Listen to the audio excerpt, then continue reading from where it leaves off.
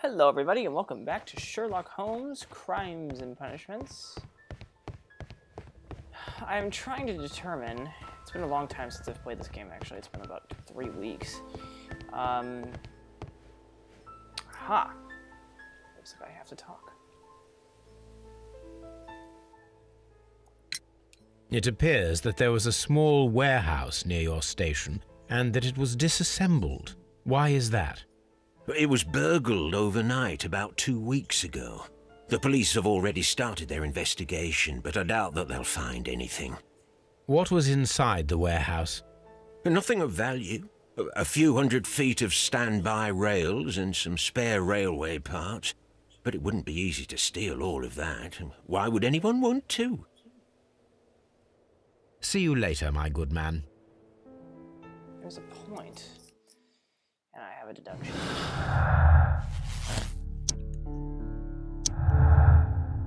Yes. Somebody stole the rares temporarily to go.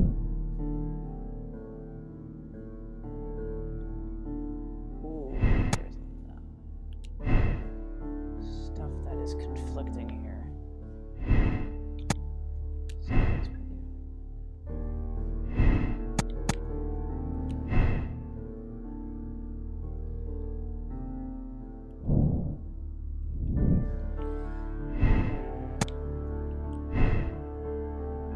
This, then all of this conflicts.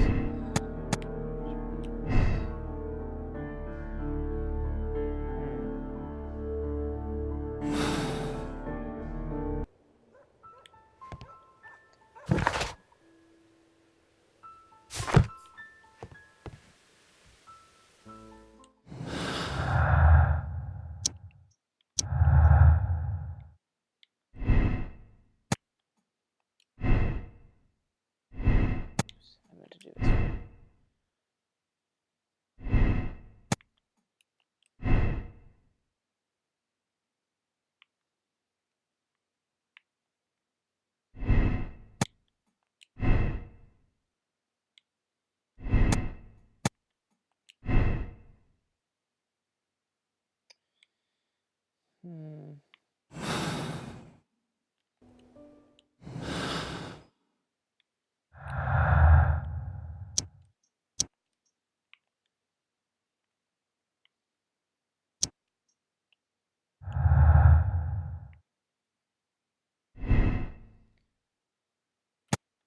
I don't think that... Yeah, I think someone wanted to hide it. Then that conflicts with that.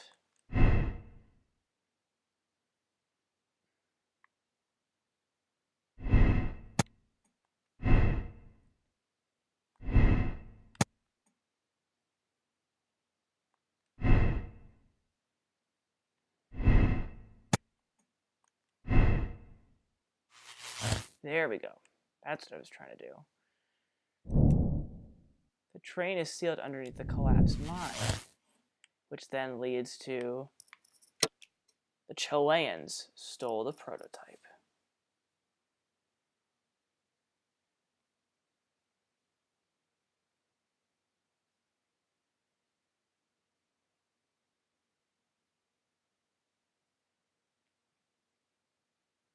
This cannot be confronted directly. It requires a delicate approach. Give Mycroft the chance to resolve the conflict, even though it might be I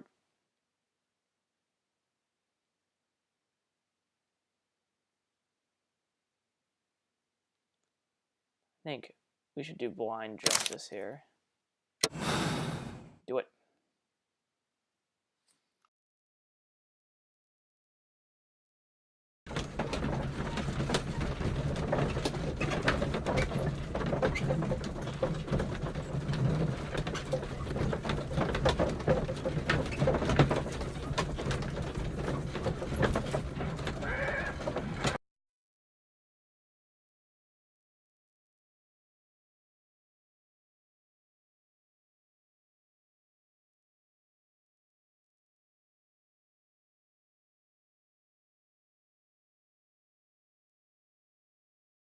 Then the case is solved, Holmes. What do you intend to do? Well, I shall require assistance for the arrests. There were accomplices. Ah, but I know that look. You have your own ideas. What are they, Holmes? On the one hand, we have Mycroft and his tedious political games. He will locate the guilty parties without any trouble.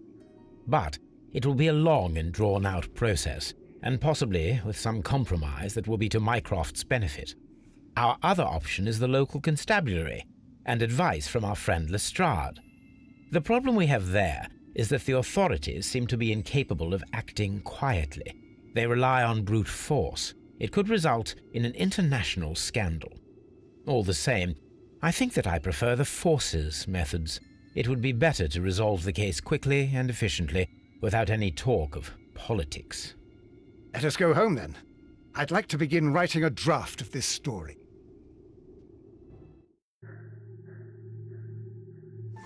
All right. I'm going to accept that decision. Because I think I'd like to start a new chapter. Alright, good. Done. And now we start case 3, Bloodbath. Looking forward to it. Let's see where this one ends up. These are very interesting cases. Very, very interesting cases. I like it. Alright, let's see what Bloodbath has to offer us for this next case. Whenever it loads. Loading times are a little bit long in this game. That's okay though. Gotta trust the Unreal Engine.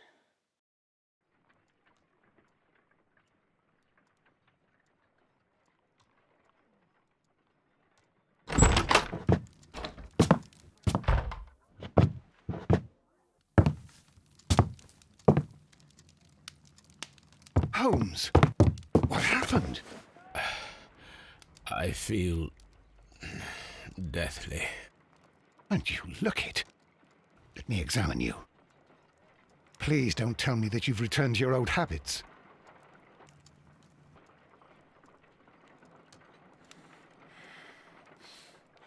The pupil is dilated.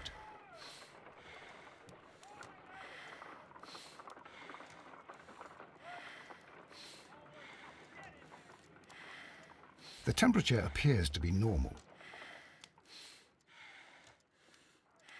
I need to concentrate and count the heartbeats. I need to concentrate and count the heartbeats.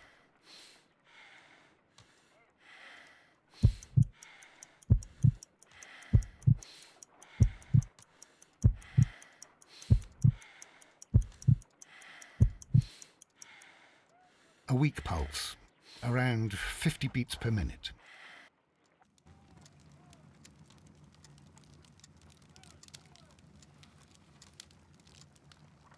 But you're dying, Holmes. Your pulse rate is dropping. We need to get you to the hospital immediately. The antidote. Give it to me. The antidote? You mean that you're poisoned? Now. Please. Here, drink it all. Don't tell me that you did this to yourself. Hemlock and datura. I was compelled to. Holmes, imagine if I'd not returned home when I did. What might have happened? I knew that you would. Mr. Holmes, Inspector Lestrade is here to see you. Mr. Holmes is unable to see anyone at the moment. He is unwell. A good day, Inspector. Ah, Mr. Holmes, I'm glad to find you here. I need your help. This is a strange one. We have brought in 2 young bankers from the city, sons of lords, members of the Chamber, and so on and so forth. They were found stranded in a rowing boat that was drifting on the Thames. A romantic escapade with an unhappy ending, Lestrade. What? Well, yes, they were both in the bath, but... what? As I said, And they were tied together. you are lacking in imagination, Inspector. Well, no, I'm not. Anyway, there was a banner flapping about in the boat with the RMS Oceanic printed on it and signed by the Merry Men. The Oceanic. Isn't that the largest steamer ever built? Yes. And these two young banker chaps are sons of the owners of the White Star Line, the company that built it. There are rumours of corruption. I'm not interested in politics, Lestrade.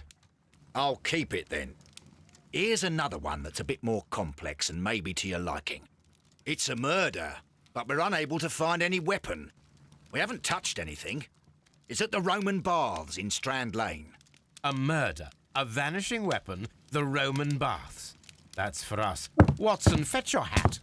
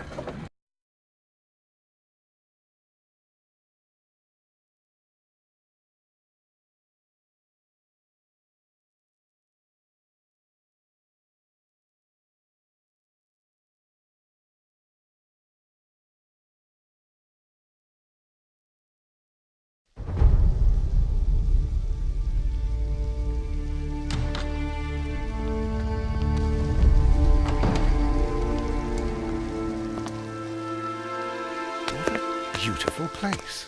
With a dreadful murder. The body of Sir Rodney Bentcliffe is still in the steam room. It has not been touched, per your usual instructions, Mr. Holmes. I shall be waiting for you here, but please hurry. Are you able to identify the men who were with the victim in the steam room? Yes. The manager of the bath, Sir Gregory Pitkin, a lad from the City Council, Garrow, and an archaeologist by the name of Blinkhorn. I think the plump one, Garrow, did it. He doesn't seem right in the head. Well, we shall see. You found no murder weapon? No, and that's why I called you. All three witnesses and the victim were locked in when the murder occurred, and they remained so until we got here. We even had to pick the lock to enter. I see. Was there anyone else here, apart from those gentlemen in the steam room? Yes, a Mr. Phillips. He was the one who called the police. He will be able to give you more details.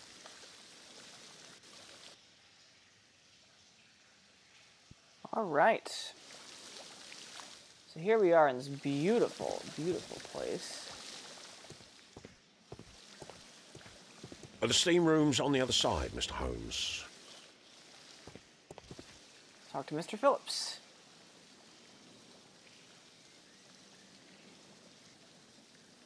Good day to you, Mr. Phillips. My name is Sherlock Holmes, and this is my colleague, Dr. Watson. Would you be so kind as to answer our questions? Certainly, sir.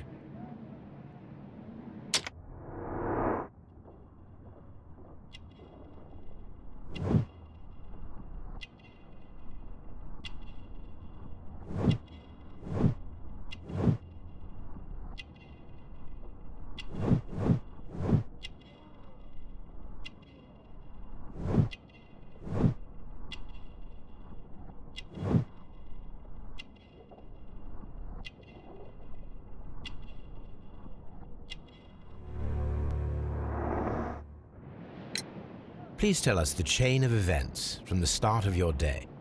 Everything that you can remember. The slightest detail may be of importance. Very well, sir.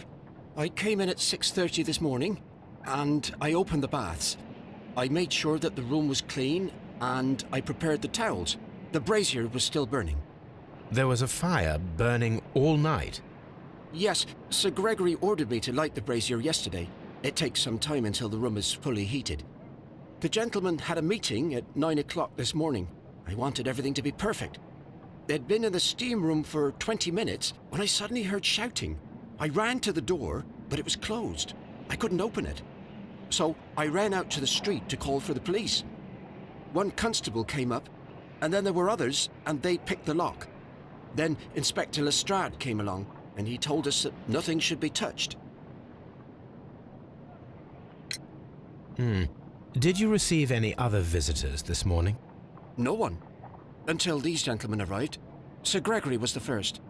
And then, while we were discussing work details, Sir Rodney and Mr. Blinkhorn arrived, and Mr. Garrow followed. What happened after that? I waited until they'd all entered the steam room, then I returned to the hall. The changing room door was open, so I should hear if they needed anything. You would have heard if someone had entered or left the steam room. Certainly, sir. These doors make a lot of noise.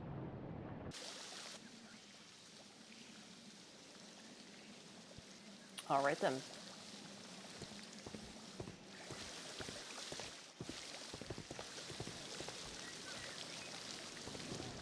The steam room's on the other side, Mr. Holmes. Oops. By the way, I have no idea what's going on with Sherlock's head in conversations.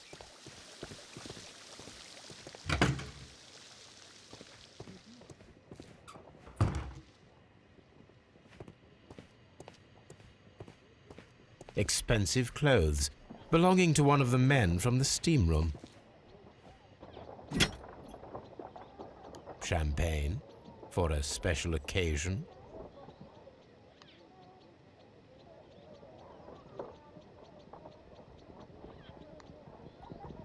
Unopened, it was intended to be enjoyed after the steam session. An ice bucket to keep the champagne chilled.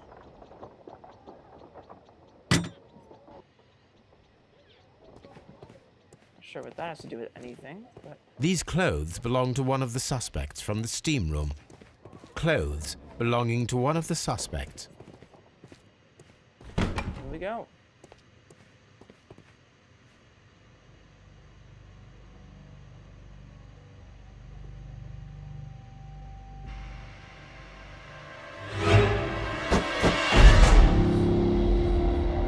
Good Lord, Holmes. Death with a peculiarly Roman piquancy. Like the one you almost had an hour ago. Let us forget about that. Well then, we'll be right back and we're going to investigate this body when we come back, guys. Thanks for watching.